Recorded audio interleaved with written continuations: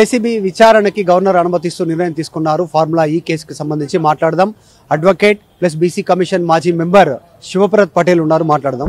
శివప్రత్ గారు, గవర్నర్ అనుమతి అంటే ఏంటి, ప్రాసెస్ ఏముంటుంది? నెక్స్ట్ ఆల్రెడీ గతంలో ఈడీ ఆఫీస్ ముందు హాజరయ్యారు, ఆయన గతంలో ఏసీబీ ఆఫీస్ కూడా హాజరయ్యారు.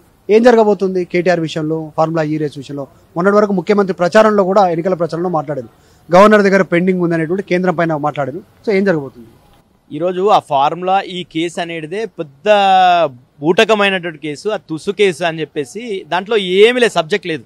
ఎందుకంటే ఇక్కడ నుండి ఫార్ములా ఈ రేస్ కంటిన్యూయేషన్లో భాగంగా హెచ్ఎండిఏ సంస్థ నుండి ఆ రోజు మంత్రిగా ఉన్నటువంటి కేటీఆర్ గారు ఇక్కడ నుండి నిధులను వాళ్ళకి చెప్పడం జరిగింది. ఆ అధికారులు ఇక్కడ ఈ బ్యాంక్ నుండి ఎఫ్ఈఓ సంస్థకి ట్రాన్స్ఫర్ చేయడం జరిగింది.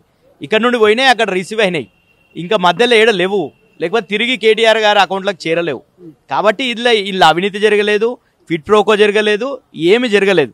కానీ ఈ ప్రభుత్వం ఆ ఫార్ములా ఈ రేస్ కండక్ట్ని కొనసాగించకుండా రేవంత్ రెడ్డి గారి దగ్గర వాళ్ళు ఫస్ట్ టైం వచ్చినప్పుడు, ఎప్పుడైతే రేవంత్ రెడ్డి గారు ముఖ్యమంత్రి పీఠం ఎక్కిన తర్వాత ఫస్ట్ సందర్భంలో ఎఫ్ఈఓకి సంబంధించినటువంటి ఆయన ఫౌండర్ వచ్చి కలిసిన సందర్భంలో రేవంత్ రెడ్డి గారు ఏం చెప్పలేదు, కంటిన్యూ చేస్తామని చెప్పారు.